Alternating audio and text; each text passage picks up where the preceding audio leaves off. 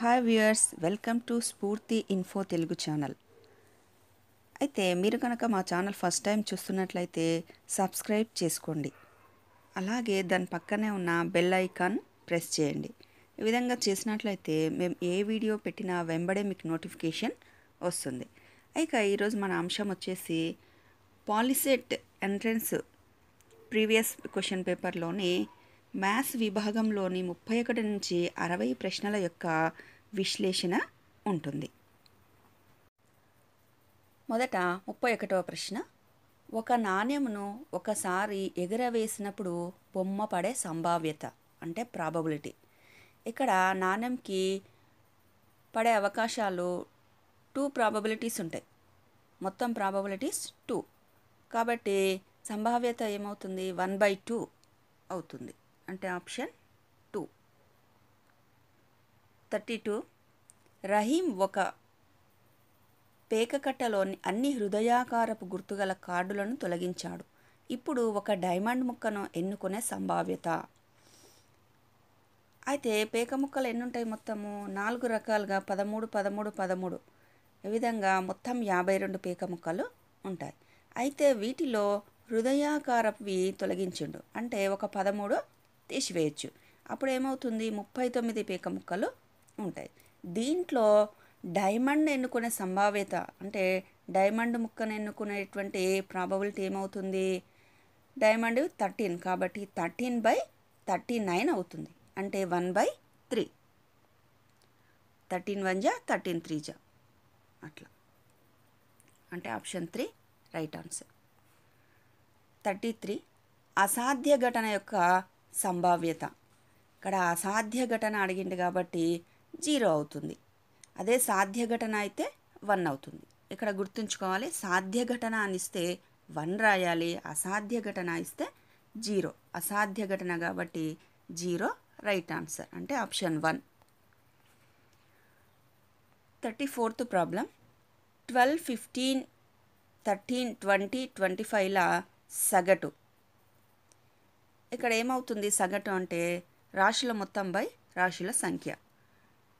ఇచ్చినటువంటి అంకెల యొక్క మొత్తము బై ఎన్ని ఇచ్చింది? ఇక్కడ 1 2 3 4 5 ఉన్నాయి. బై 5 చేసినట్లయితే మనకు 85/5 అంటే 17 వస్తుంది. Option 1 right answer. 35, ఒక దత్తాంశంలో ఉన్న అన్ని రాశులకు 5ను కలపగా వచ్చు కొత్త దత్తాంశం యొక్క సగటు మొదటి దత్తాంశం యొక్క సగటుకు. అంటే ఏవో కొన్ని నంబర్స్ ఇచ్చింటారు, వాటి యొక్క సగటుకి అంటే ఒక్కొక్క సంఖ్యకు 5 5 5 కలుపుకుంటూ వెళ్ళాలి. ఆ విధంగా కలిపిన తర్వాత వాటి యొక్క సగటును కనుక్కుంటే మొదట ఇచ్చినటువంటి సంఖ్యల యొక్క సగటు, తర్వాత మనం 5 కలిపినంగా వచ్చే సగటు ఏ విధంగా ఉంటుంది, మొదటి దత్తాంశానికి ఏ విధంగా ఉంటుంది అంటే మొదటి దత్తాంశం యొక్క సగటుకు కలపగా ఎంత కలిపితే అంత ఎక్కువ అవుతుంది. అంటే ఇక్కడ 5 కలిపిండు కాబట్టి 5 ఎక్కువ అవుతుంది. అదే 10 కలిపిండు అనుకోండి 10 ఎక్కువ అవుతుంది. సింపుల్గా ఈ ట్రిక్ గుర్తుపెట్టుకుంటే సరిపోతుంది. ఎంత కలపగా అంటే అంత ఎక్కువ అవుతుంది. అంటే ఆప్షన్ 2 రైట్ ఆన్సర్. 24, 20, 32, 18, 28, 16, 25ల మధ్యగతము. వీటిని ఆర్డర్గా మనం రాసుకున్నట్లయితే 16, 18, 20, 24, 25, 28, 32 ఈ విధంగా సీక్వెన్స్ అనేది ఆర్డర్గా మనం రాసుకున్న తర్వాత మధ్యలో ఏమవుతుంది? 24 వస్తుంది. కాబట్టి మధ్యగతము 24. Option 3 right answer. 37వ లెక్క, ఈ క్రింది పట్టిక మధ్యగత విలువ. ఇక్కడ తరగతి అంతరము పౌర్ణపుణ్యం ఇచ్చింది. ఈ విధంగా డేటా ప్రకారంగా ఇచ్చినప్పుడు మధ్యగత విలువను formula L + n/2 - f/f × h ఈ ఫార్ములాను ఉపయోగించి మనం మధ్యగతం కనుక్కున్నట్లయితే 25.125 ఆప్షన్ 3 వస్తుంది. ఇది రైట్ ఆన్సర్. 38వ లెక్క 9877637217 దత్తాంశం యొక్క బహుళకం. ఇది చూడంగానే చెప్పొచ్చు 7 అనేది పలుమార్లు రిపీట్ అయింది కాబట్టి 7 అనేది రైట్ ఆన్సర్. అంటే option 2 right answer. 39th question. ఈ క్రింది పట్టిక యొక్క బహుళక తరగతి. ఇక్కడ బహుళక తరగతి ఏది ఎక్కువ రిపీట్ అయింది? 8 టైమ్స్ అనేది ఎక్కువ ఉంది కాబట్టి దాని యొక్క తరగతి ఏముంది? 3 to 5 అంటే ఆప్షన్ 2 రైట్ ఆన్సర్. 40వ లెక్క ఏబీసీ త్రిభుజంలో డిఏ ప్యారలల్ బీసీ మరియు AD by DB is equals 3/5 AC is equals to 5.6 అయినా ఏఈ ఈజ్ ఈక్వల్స్ టు ఎంత? ముందుగా ఇచ్చినటువంటి డేటాను పరిశీలించుకోవాలి. డిఈ ప్యారలల్ బీసీ అంటే ఈ రేఖ రెండు ప్యారలల్గా ఉన్నవి. తర్వాత ఏడీ బై డిబి అంటే ఏడి ఇది, డిబి అంటే ఇది, is equals to 3/5 and AC this is AC ఇది మొత్తం ఎంత ఉంది? 5.6. ఈ విధంగా మొత్తం డేటాను చూసుకోవాలి. తర్వాత ఏఈ అంటే మనము ఇక్కడ ఏ నుంచి ఈ వరకు ఈ పార్ట్ను మనము కనుక్కోవాలి. అది కనుక్కోవాలి కాబట్టి ఎక్స్ అనుకున్నారనుకోండి, ఆ ఎక్స్ని మనము కనుక్కోవాలి. ఈ ఎక్స్ అనుకుంటే అప్పుడు ఈసి ఏమవుతుంది? ఇది మొత్తం 5.6 కాబట్టి 5.6 ఈ పార్ట్ని తీసేస్తే -x అది ఈ పార్ట్ అవుతుంది. ఈ విధంగా ఇప్పుడు ఇక్కడ రెండు త్రిభుజాలు ఉన్నాయి మనకు, ఇదొక్కటి ఇదొక్కటి. ఇప్పుడు దీని లోపల కాబట్టి రెండు సరూప త్రిభుజాలు అనేది అవుతుంది. సరూప త్రిభుజాలు అయినప్పుడు మనకు ఏడీ by DB is equals AE by EC అనేది అవుతుంది. అప్పుడు ఏడీ బై డిబి అంటే మనకు 3/5 ఇక్కడ ఇచ్చిండ్రు, is equals to X by 5.6 minus X. దాన్ని మనం సాల్వ్ చేసినట్టయితే ఎక్స్ వాల్యూ అనేది వస్తుంది. ఎక్స్ అంటే ఇక్కడ ఏంటిది? ఏఈ కావాల్సింది మనకు అది. ఆ ఎక్స్ వాల్యూ 2.1 వస్తుంది. అంటే ఆప్షన్ 2 రైట్ ఆన్సర్. 41వ లెక్క ఒక సమలంబ చతుర్భుజి అంటే ట్రెపీజియం ఏబిసిడిలో ఏబి ప్యారలల్ డిసి, ఈ మరియు ఎఫ్ బిందువులు వరుసగా ఈఎఫ్ ప్యారలల్ ఏబి అగునట్లు సమాంతరం కాని భుజాలు ఏడి, బీసీలపై నున్నవి అయినా AE by ED is equals. ఇక్కడ మనం కనుక్కోవాల్సింది ఏఈ బై ఈడి. అంటే ఇక్కడ ఇచ్చినటువంటి బొమ్మను పరిశీలించినట్లయితే ఈ పార్ట్ను మనం కనుక్కోవాలి. ఏఈ బై ఈడి.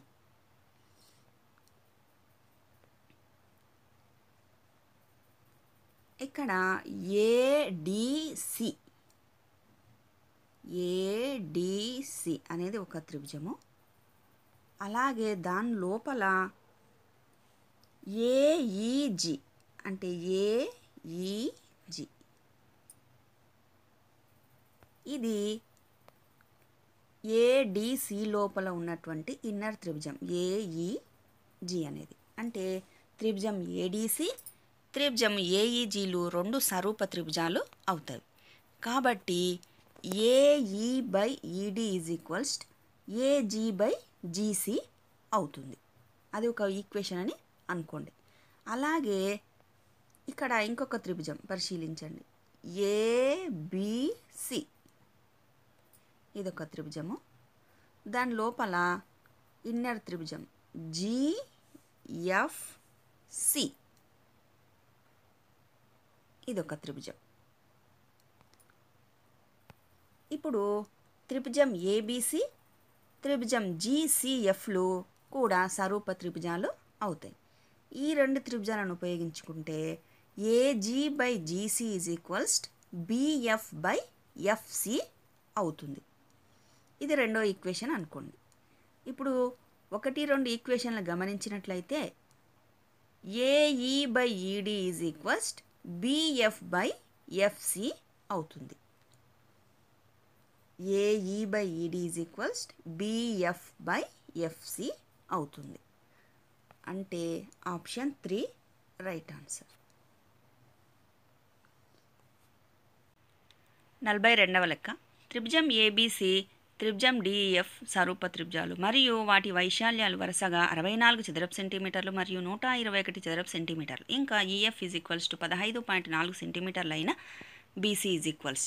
ఇక్కడ రెండు త్రిభుజాలు సరూప త్రిభుజాలని ఇవ్వడం జరిగింది. ఒకటి ఏబిసి, ఒకటి డిఈఎఫ్ అనుకుంటే ఈ రెండు సరూప త్రిభుజాలు. ఇంకొక వాల్యూ ఇక్కడ ఈఎఫ్ ఈజ్ ఈక్వల్స్ టు 15.4 అని ఇవ్వడం జరిగింది. అంటే ఈ భుజము 15.4 సెంటీమీటర్స్. అలాగే దీని యొక్క వైశాల్యం, మొదటి త్రిభుజం యొక్క వైశాల్యం 64 చదరపు సెంటీమీటర్లు, రెండవ త్రిభుజం యొక్క వైశాల్యాలు 121 ఇవ్వడం జరిగింది. ఇప్పుడు వీటన్నింటిని ఉపయోగించుకొని మనము బీసీ విలువను, అంటే ఈ త్రిభుజం యొక్క ఈ భుజాన్ని మనం కనుక్కోవాలి. ఇక్కడ ఇచ్చినటువంటి డేటాను ఉపయోగించుకొని మనము ఏ ఫార్ములాను ఉపయోగించాలంటే, సరూప త్రిభుజాలు అయినప్పుడు రెండింటి యొక్క వైశాల్యాల నిష్పత్తి ఈ రెండు త్రిభుజాల యొక్క సరూప భుజాల వర్గాల నిష్పత్తికి సమానం అవుతుంది అనే ఫార్ములాని ఇక్కడ ఉపయోగించాలి. అంటే రెండు త్రిభుజాల వైశాల్యాల నిష్పత్తి అంటే 64/121 ఈజ్ ఈక్వల్స్ రెండు సరూప భుజాల వర్గాల నిష్పత్తి అంటే BC square by EF square. ఇక్కడ రెండు త్రిభుజాల వైశాల్యాలు తెలుసు, అదేవిధంగా ఈఎఫ్ తెలుసు. ఇవన్నీ ప్రతిక్షేపించుకొని మనం సాల్వ్ చేసుకున్నట్లయితే BC is equals to 11.2 centimetres వస్తుంది.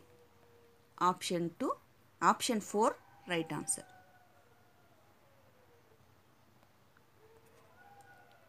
43వ లెక్క. లంబకోణ త్రిభుజం ఏబిసిలో శీర్షం ఏ వద్ద లంబకోణం కలదు. బిఎల్ మరియు సిఎంలు దీనిలో మధ్యగత రేఖలు అయిన 4 × BL² + CM² is equals to ఎంత?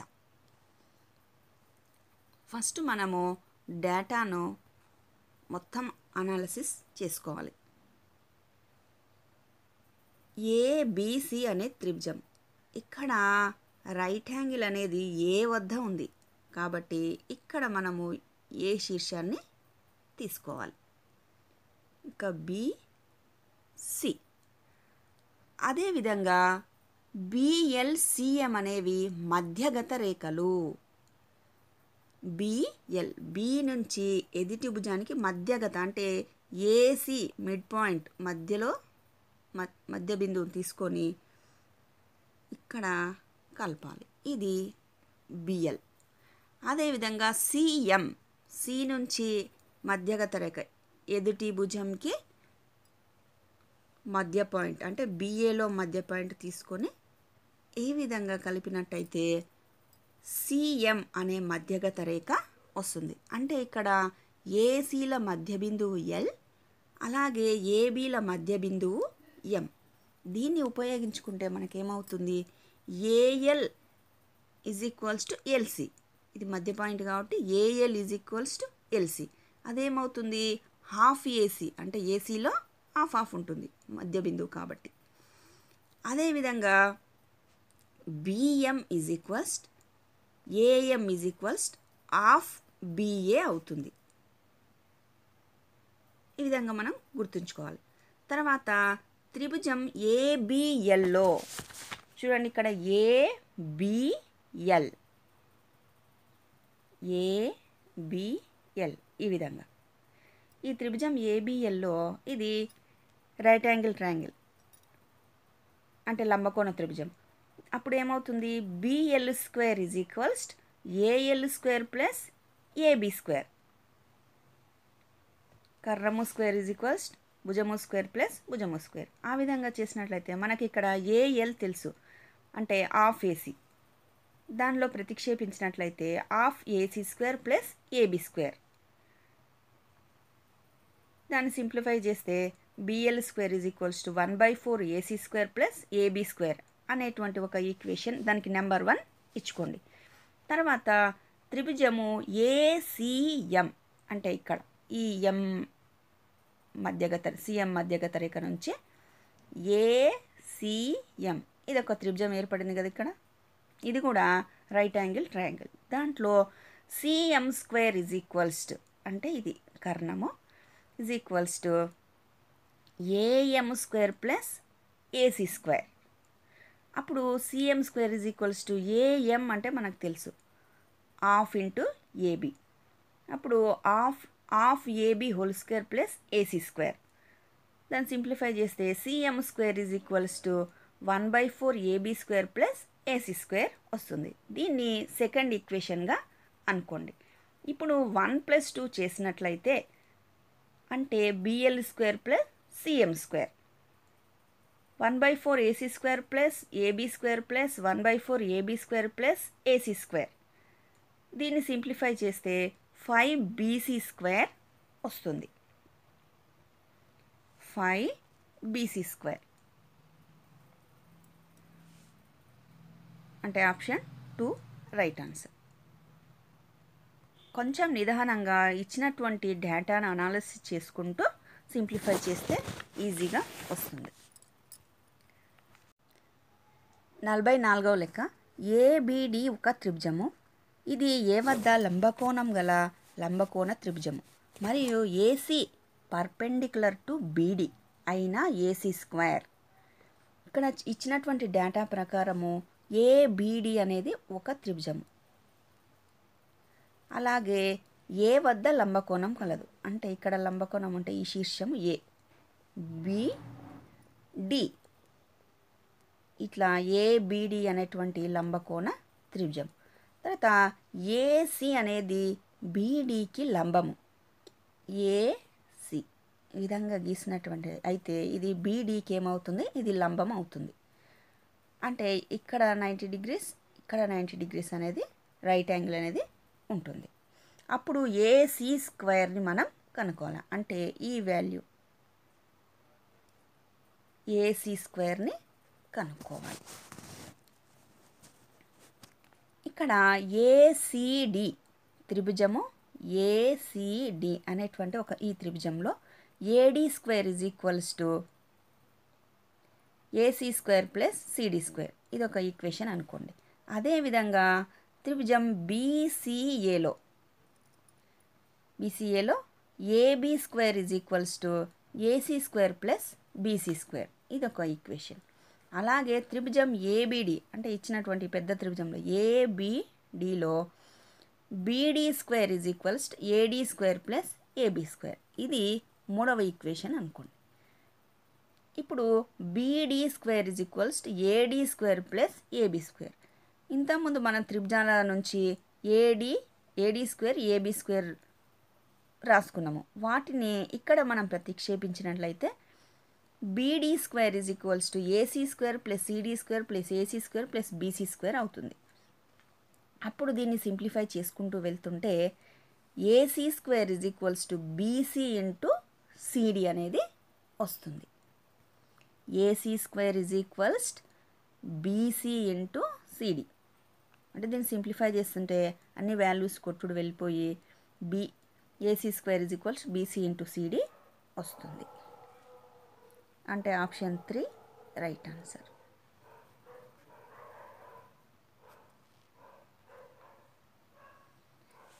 నలభై 45వ లెక్క. ఒక వృత్తమునకు గల పరస్పర జత స్పర్శరేఖల సంఖ్య. ఇక్కడ పరస్పర జత స్పర్శరేఖలు ఒక వృత్తానికి ఎన్నైనా గీసుకోవచ్చు. కాబట్టి 4th ఆప్షన్ అనంతమైన అనేది రైట్ ఆన్సర్. 46వ లెక్క. 6 సెంటీమీటర్ల వ్యాసార్థం గల వృత్తమునందు కేంద్రము ఓ నుంచి 10 సెంటీమీటర్ల దూరంలో గల పి అను బాహ్య బిందువు నుంచి వృత్తమునకు గీసిన స్పర్శరేఖ పొడవు. ఇక్కడ ఇచ్చినటువంటి అంశాన్ని పరిశీలించినట్లయితే ఒక వృత్తము,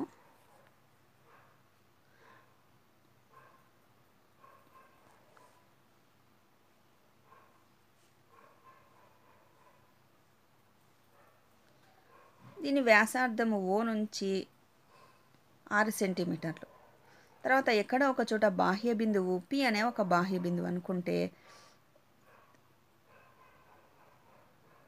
వృత్తంలోకి గీసిన స్పర్శరేఖ పొడవును మనం కనుక్కోవాలి. ఇక్కడ P ఉంది, అది ఈ బిందువు నుంచి స్పర్శరేఖ గీస్తే ఈ విధంగా అవుతుంది.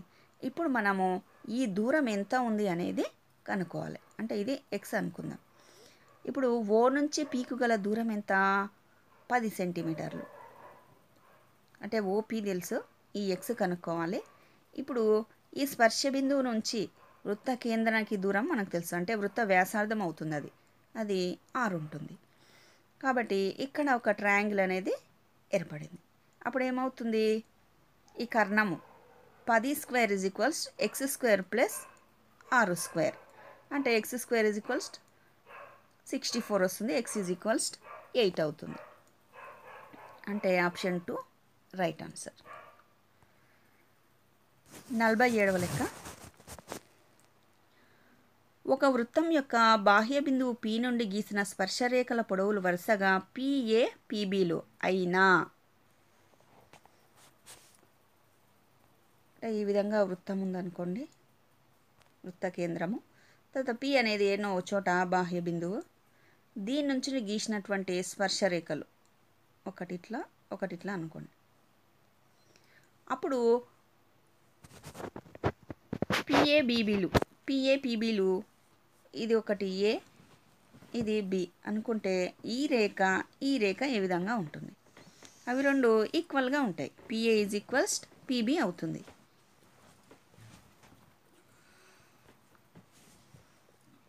అంటే ఆప్షన్ 4 రైట్ ఆన్సర్. 48వ లెక్క. 7 సెంటీమీటర్ల వ్యాసార్థము, సెక్టార్ కోణం 60 డిగ్రీలుగా గల సెక్టార్ వైశాల్యము. ఇక్కడ సెక్టార్ వైశాల్యం ఫార్ములా θ/360 × πr² ఉపయోగించుకొని చేయాలి. ఆ ఫార్ములాలో మనం ఇక్కడ ఇచ్చినటువంటి వాల్యూస్ ప్రతిక్షేపించినట్లయితే సింప్లిఫై చేస్తే 25.66 అంటే ఆప్షన్ 2 వస్తుంది. ఇది రైట్ ఆన్సర్. 49వ లెక్క. సరేఖీయాలు అయిన 3 బిందువుల గుండా గీయబడే వృత్తాల సంఖ్య. బిందువులు సరేఖీయాలు అయినప్పుడు వృత్తాలు గీయలేం కదా, కాబట్టి 0 అవుతుంది. ఆప్షన్ 2. 50వ లెక్క.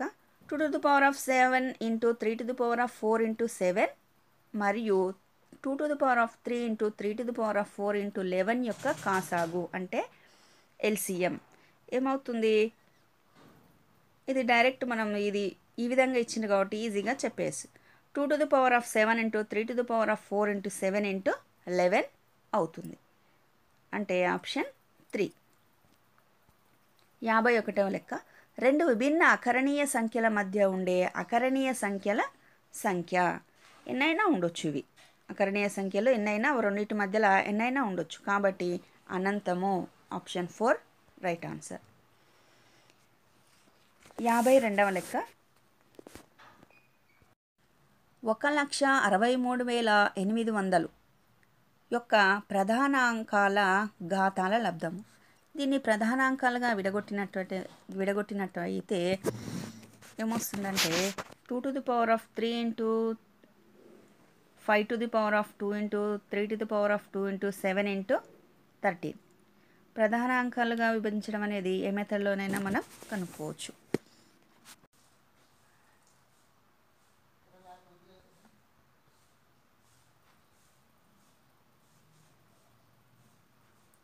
టూ 8 జా, 2 1 జా, 2 9 జా, 0 0, మళ్ళీ 2 తోటి 2 4 జా, 2 0 జా, 2 9 జా, 2 5 జా, 0. ఈ విధంగా మనం చేసుకుంటూ వెళ్తే 2⁵ × 3 × 5⁵ × 2 × 3⁵ × 2 × 7 × 13 అంటే ఆప్షన్ 2 వస్తుంది. తర్వాత 53వ లెక్క 1/log xy base x plus 1/log xy base y. ఇక్కడ ఒక formula log a base b is equals log a by log bగా రాసుకోవచ్చు. దీన్ని ఉపయోగించినట్లయితే మనకు log xy base x is equals log xy by log x రాసుకోవచ్చు. అదేవిధంగా log xy by log yగా దీన్ని రాసుకోవచ్చు. అప్పుడు log x by log xy plus log y by log xy అవుతుంది. అది రాసినట్లయితే log x plus log y by log xy. log x plus log y అంటే log of xy by log xy. రెండు cancel అయితే 1 అనేది మిగులుతుంది. అంటే option 2 right answer. 54వ లెక్క log 3 base 10 is equals 0.4771 అయిన log 15 ప్లస్ log 2 విలువ. ఇక్కడ log 15 ప్లస్ log 2 విలువని కనుక్కోవాలి. log 15ని log ఆఫ్ 3 into 5గా రాసుకోవచ్చు. 3 5 జా 15. అప్పుడు ఏమవుతుంది log 3 plus log 5 plus log 2 అవుతుంది. log 3 వాల్యూ తెలుసు కాబట్టి అది అలాగనే ఉంచుకొని plus log 5 plus log 2ను log of 5 into 2 అంటే 5 2 జా 10 log 10 అవుతుంది. log 3 plus log 10 log 3 value మనకు తెలుసు 0.4771 ప్లస్ log 10 అంటే 1. సో రెండు యాడ్ చేసినట్లయితే 1.4771 అంటే ఆప్షన్ 2 వస్తుంది. 55వ లెక్క a ఈజ్ ఈక్వల్స్ టు 1 2 3 4 5 అనే సమితి, b ఈజ్ ఈక్వల్స్ 4 5 6 7 అనే సమితి అయినా a మైనస్ b అంటే a నుంచి bని తీసేసినట్లయితే మిగిలేది 1 2 3 అంటే ఆప్షన్ 3 రైట్ ఆన్సర్. 56వ లెక్క ఈ క్రింది వానిలో శూన్య సమితి అంటే ఎలాంటి మూలకాలు లేనటువంటి సమితిని గుర్తించాలి మనం. ఇక్కడ n అనేది సహజ సంఖ్య సమితి అవుతుంది. ఫస్ట్ ఆప్షన్ పరిశీలించినట్లయితే x లెస్ దాన్ 5 అంటే ఇక్కడ మూలకాలు ఉండే అవకాశం ఉంది. x ఈజ్ ఈక్వల్స్ 1 2 3 4 అవుతుంది. అదేవిధంగా సెకండ్ ఆప్షన్లో x² ఈజ్ ఈక్వల్స్ 4 అంటే ఇక్కడ x ఈజ్ ఈక్వల్స్ 2 అనే మూలకం వచ్చే అవకాశం ఉంది. అదేవిధంగా మూడవ ఆప్షన్లో x² ప్లస్ 1 ఈజ్ ఈక్వల్స్ 0 ఇక్కడ ఏ నెంబర్ని తీసుకున్నా 0 వచ్చే అవకాశం లేదు. కాబట్టి ఇక్కడ ఎలాంటి మూలకం అనేది రాదు. కాబట్టి ఇది శూన్య సమితి అవుతుంది.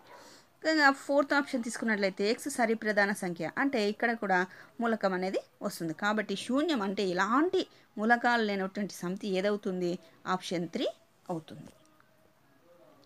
57వ లెక్క ఏ సబ్సెట్ ఆఫ్ b అయినా a minus b.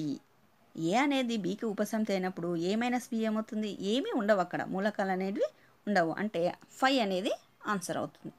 Option 2 right answer. 58వ లెక్క దీర్ఘచతురస్రాప ఆకారపు గది పొడవు దాని వెడల్పుకు రెట్టింపు. గది వెడల్పు x మరియు వైశాల్యం 5 చదరపు యూనిట్లు అయిన పై విషయంను సూచించు సమీకరణము. ఇక్కడ మనము దీర్ఘచతురస్రాన్ని ఊహించినట్లయితే ఇక్కడ ఏమంటున్నారు గది పొడవు దాని వెడల్పునకు రెట్టింపు అంటే వెడల్పు x అనుకుంటే పొడవు 2x అవుతుంది. అదేవిధంగా వైశాల్యం 5 అనేది ఇవ్వడం జరిగింది. కాబట్టి వైశాల్యం అంటే ఏరియా పొడవు ఇంటూ వెడల్పు x into 2x is equals to 5 అంటే 2x² minus 5 is equals to 0. అప్పుడు ఈ సెకండ్ ఆప్షన్ పరిశీలించినట్లయితే 2x² మైనస్ 5 ఈజ్ ఈక్వల్స్ 0 అనేది రావడం జరుగుతుంది. 59 p of x is equals x² plus 7x plus 10 యొక్క బహుపది శూన్యాల మొత్తము. ఇది ax² plus bx plus c రూపంలో ఉంది. కాబట్టి వీటిలో మొత్తము శూన్యాల మొత్తము ఏమవుతుంది minus b by a formula అది ఉపయోగించినట్లయితే మైనస్ b అంటే x యొక్క గుణకము 7 కాబట్టి మైనస్ 7 బై a అంటే x² యొక్క గుణకము 1 మైనస్ 7 బై 1 కాబట్టి మైనస్ 10 ఆప్షన్ 2 అనేది రైట్ ఆన్సర్. 60వ లెక్క px is equal 2x² plus 3x minus 5 అయినా p ఆఫ్ 2 అంటే ఇక్కడ x ప్లేస్లో 2ను ప్రతిక్షేపించాలి. చేసి సాల్వ్ చేసినట్లయితే 9 అనేది జవాబు వస్తుంది. అంటే ఆప్షన్ 2 రైట్ ఆన్సర్. ఈ విధంగా ప్రతి క్వశ్చన్ను అనాలిసిస్ చేసుకుంటూ ఈ విధంగా ప్రాక్టీస్ చేయండి. All the best to all of you.